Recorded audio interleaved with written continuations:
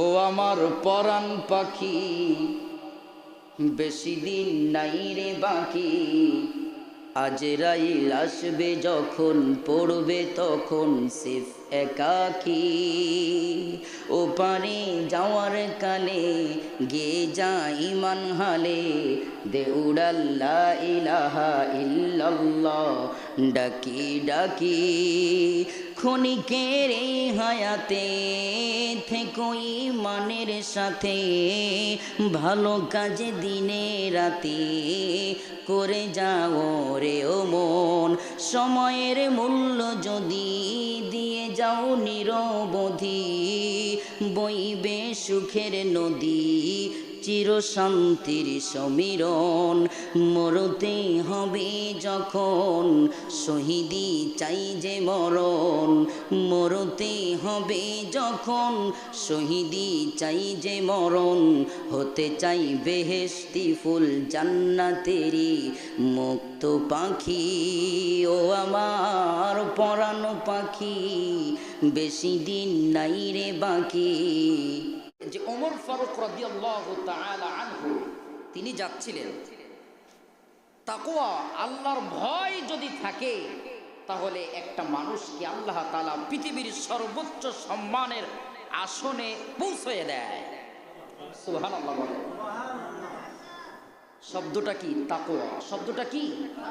তাকওয়া। তাকওয়া মানে আল্লাহর ভয়। অন্তরে কার ভয়? নবী করিম সাল্লাল্লাহু আলাইহি ওয়াসাল্লাম বলেছেন, আত-তাকওয়া হাহুনা। তাকওয়া দাড়িতে নয়, টুপিতে নয়, পাঞ্জাবিতে নয়, লম্বা পাগড়িতে নয়, তাকওয়া হচ্ছে অন্তরে। সুবহানাল্লাহ। আমার ভাইরা,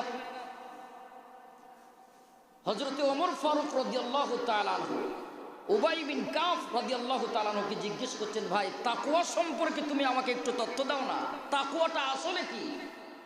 তিনি বলছেন, ভাই ওমর, আমিরুল মুমিনিন খলিফাতুল মুসলিমিন, আপনি কি কখনো কাঁটাযুক্ত রাস্তা দিয়ে হেঁটেছেন? দুই সাইডে কাঁটা, ওই রাস্তা দিয়ে আপনি যদি হাঁটেন কিভাবে হাঁটবেন? ওমর ফারুক রাদিয়াল্লাহু তাআলা আনহু তিনি জবাবে বললেন, দুই সাইডে যদি কাঁটা হয়, ওই রাস্তা দিয়ে যদি আমাকে হাঁটতে হয় তাহলে আমাকে নিছক আমার জামা কাপড় অত্যন্ত সংকুচিত করে খুবই সাবধানতা অবলম্বন করে ওই রাস্তা দিয়ে আমাকে হাঁটতে হবে, পার হতে হবে, যাতে করে আমার শরীরে কাঁটা ফুটতে না পারে, কাঁটা লাগতে না পারে। উবাই ইবনে কাফ রাদিয়াল্লাহু তাআলা আনহু তিনি বললেন, এটাই তো তাকওয়া। এই সমাজের ভিতরে দুর্নীতি, ধর্ষণ, হত্যা, জিনা, ব্যভিচার, সুদ, ঘুষ, অন্যায়, জুলুম, অত্যাচার থাকবে।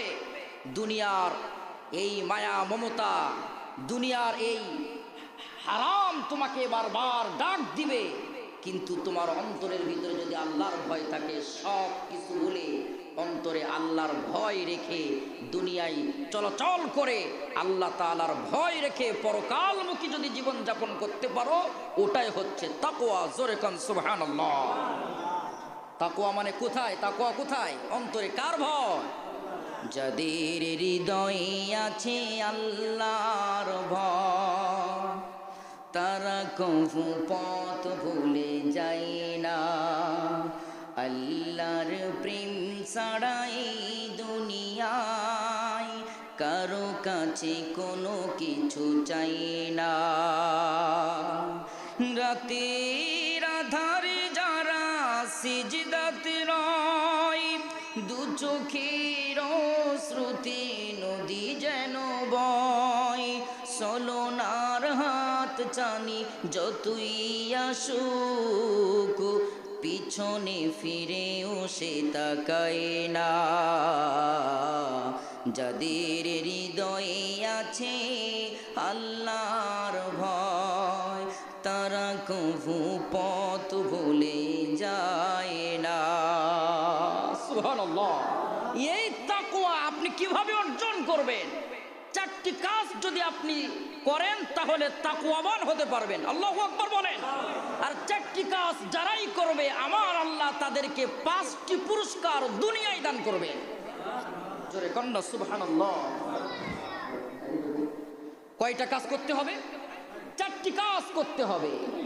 এক হচ্ছে তাকওয়া অর্জন করার জন্য আল্লাহ পাক বলছেন, ইত্তাকুল্লাহ, তাকওয়া মানে আল্লাহর ভয়। অন্তরে রাখতে হবে কার ভয়? আল্লাহ। সুবহানাল্লাহ বলেন। বিশ্বজাহানের খলিফা আমিরুল মুমিনিন খলিফাতুল মুসলিমিন হাঁটতেছেন, শুনতেছিলেন সেই ঘটনা। মা এবং মেয়ে হযরতে ওমর ফারুক মাঝে মধ্যে ছদ্মবেশে রাতের আধারে বিভিন্ন জায়গায় ছোটাছুটি করতেন। হঠাৎ করে দাঁড়িয়ে রইলেন। একটা ঘরের ভিতর থেকে আওয়াজ আসতেছেন মা এবং মেয়ের কথা। মা বলতেছে, আমরা দুধের ব্যবসা করি, দুধে যদি লাভবান হতে পারো তাহলে দুধের সঙ্গে পানি মিশাও। আমরা যেমন ব্যবসা বাণিজ্য করি, বাগদার ব্যবসা, চিংড়ির ব্যবসা, যত পানি দেওয়া হয়, পুশ করা হয়, ততই বেশি হয়। আছে না নাই? আমার ভাইরা কান্ত আপনজনের, আমার তো আল্লাহ তাআলা এই ব্যাপারে স্পষ্ট বক্তব্য দিয়েছেন। আজকে সমাজের ভিতরে দেখুন, আজকে আপনার আমার উপরে জুলুম, আজকে আপনার আমার উপরে যত ভয়াবহ দুর্ঘটনা আর ফিতনা ফাসাদ আর আল্লাহর আযাব, আল্লাহ পাক বলেন এই পৃথিবীর মানুষদের এটা দুই হাতের কামাই। জহরাল ফাসাদু ফিল বাররি ওয়াল বাহরি বিমা কাসাবাত আইদিন নাস। জলে স্থলে যা কিছু দুর্ঘটনা ঘটে, আযাব আর গজব নাজিল হয়, এই পৃথিবীর মানুষের তাদের কর্মের কারণেই হয়। ঠিক না ঠিক? আজকে লক্ষ্য করে দেখেন, প্রত্যেকটা জায়গায় আল্লাহ দিয়েছেন কত খাদ্য, কত সুন্দর জিনিস, নাজ নিয়ামত, সেই জিনিসগুলো আমাদের ভিতরে বিষ মেশাচ্ছি, ফলে বিষ মেশাচ্ছি, খাদ্য ভেজাল দিচ্ছি। রমজানুল মুবারক মাসে সাতক্ষীরা শহরের চাউল কেনার জন্য গিয়েছিলাম। আমাদের তো প্রত্যেকটা চিন্তা চেতনা ওয়াজের ভিতরেই আসে। আমাদের সঙ্গে দুই নাম্বারই হয়, আমরা প্রকাশ্য জমিনে সেটা বলি। ঠিক না ঠিক? চাউল কেনার জন্য গেলাম, বললো হুজুর দুই ধরনের চাউল আছে, এক হচ্ছে পানি মেশানো চাউল আর একটা হচ্ছে পানি ছাড়া চাউল। আমি বললাম চাউল কিনবো, চাউলের সঙ্গে আবার পানি আসলো কোত্থেকে? কথা বলে না, হুজুর আছে, আপনি বুঝবেন না, অত কিছু বুঝেন না, ভালো চাউল নেবেন? আমি তো হ্যাঁ ভালো চাউল নিব। তাহলে আপনারাই বলেন, আল্লাহ পাক সুন্দরী নাজ নিয়ামত দিলেন, কত সুন্দর গাছগাছালি, পাকফাকালি ফলগুলো আল্লাহ দিলেন সুন্দর শরীরের জন্য, সুন্দর দেহের জন্য, যাতে করে এই সুন্দর দেহটা সুস্থ থাকে। সেই খাদ্যের ভিতরে ভেজাল দিয়ে নিজেদের ভয়াবহ শরীরের সব মারাত্মক রোগ আর শরীরের জন্য আযাব আর গজব আমরাই ডেকে নিয়ে আসতেছি। ঠিক না ঠিক বলেন না কেন? আমার ভাইরা একান্ত আপন জানে, আল্লাহ বলছেন ওয়াইলুল লিল মুতাফফিফিন আল্লাযীনা ইযা ক্তালু আলান নাস ইস্তাওফু। যারা খাদ্য ভেজাল দেয়, ওজনে কম দেয়, এরা আল্লাহর প্রকৃত বান্দা নয়, নবীর উম্মত নয়। ঠিক না বেঠি? মান ওয়াসানা ফালাইসা মিন্না। ধোঁকা দেওয়া যাবে? একজন ভাই বলল, ভাই এক জায়গায় ওয়াজ করার জন্য গেলাম, ওয়াজের শেষে বলল, হুজুর আপনি যে বললেন মাছের ভিতরে বাগদার ভিতরে পুশ করি, এই পুশ না করলে তো ব্যবসা টিকবেই না, কারণ সব জায়গায় চলতেছে, আমি না করলে কেমন হয়? কথা কয় না? আমিরুল মুমিনিন খলিফাতুল মুসলিমিন বাড়ির পিছনে দাঁড়ানো, মা বলতেছে দুধের ভিতরে পানি মেশাও। মেয়ে বলতেছে তুমি কি জানো না আমাদের খলিফা যিনি ওমর ফারুক রাদিয়াল্লাহু তাআলা আনহু, তিনি আল্লাহু আকবার। কারণ ওমরের নাম শোনা মাত্রই শয়তান পর্যন্ত সেই রাস্তা দিয়ে চলে যেত। আল্লাহু আকবার। নবীজি বিবিদের সঙ্গে বসে গল্প করতেছেন, এক এক বিবি এক এক আবদার করতেছেন। এ বিবি বলে আমাকে এটা দেন না, ও বিবি বলে আমাকে এটা দেন না।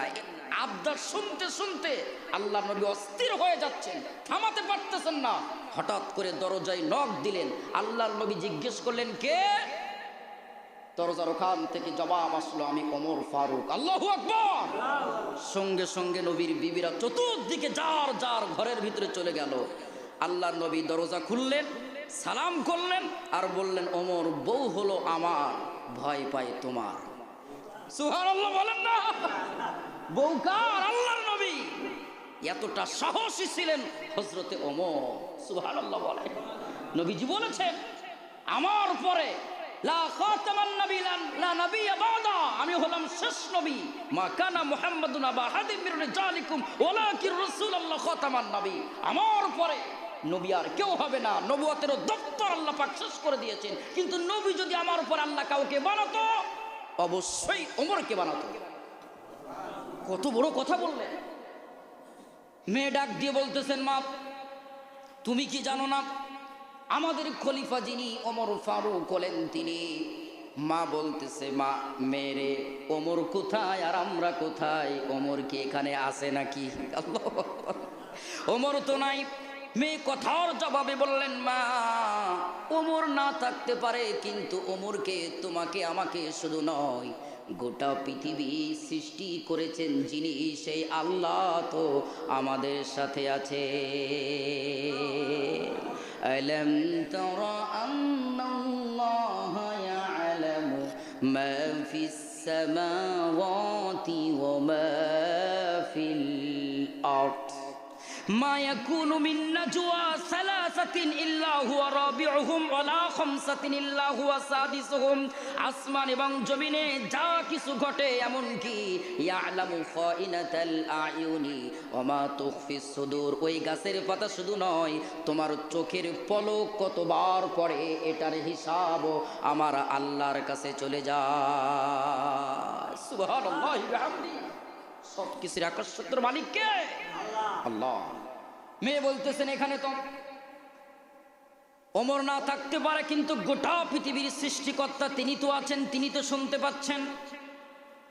এই কথা ওমর ঘরের পিছনে দাঁড়িয়ে দাঁড়িয়ে শুনতেছেন, নিজের চোখ থেকে টপ টপ করে পানি ফেলাচ্ছেন আর আল্লাহকে বলতেছেন, আল্লাহ এমন মানুষ, এমন জনসাধারণ মানুষ তো আমি দেখতে চাই যে যার ভিতরে পুলিশের ভয়, র্যাবের ভয়, আর্মির ভয়, ওমরের ভয় থাকবে না। কারণ পৃথিবীর বুকে একটা মানুষকে যতটুকু না ভালো করা যাবে পুলিশের ভয় দিয়ে, আর্মির ভয় দিয়ে, র্যাবের ভয় দিয়ে, তার ভিতরে যদি আল্লাহর ভয় থাকে তাহলেই ওই ব্যক্তি ভালো হবে। আর নচেত আল্লাহর ভয় না থাকলে দুর্নীতি দমন চেয়ারে বসেও, ওইখানে বসেও কোটি কোটি টাকা দুর্নীতি করবে।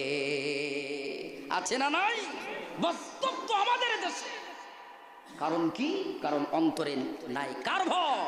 আল্লাহর ভয়। আল্লাহর ভয় যদি থাকে প্রত্যেকটা সেক্টরে আর প্রত্যেকটা স্থানে সুন্দর সমাজ গঠন হবে। সুবহানাল্লাহ। ওমর ফারুক চলে গেলেন। পরবর্তী দিন সকালবেলা ডাক দিলেন মা আর মেয়েকে। চোরের মন পুলিশ পুলিশ মনে মনে ভাবতেছেন, গত রাত্রে তো আমরা এই কাজটা করেছি, এই জন্যই মনে হয় ওমর ফারুক আমাকে ডাক দিয়েছে।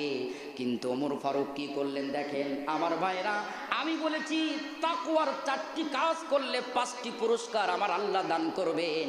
এক যদি আল্লাহর ভয় থাকে, প্রথম নাম্বার পুরস্কার আমার আল্লাহ এই দুনিয়ায় তাকে অকল্পনীয় রিজিক দান করবে।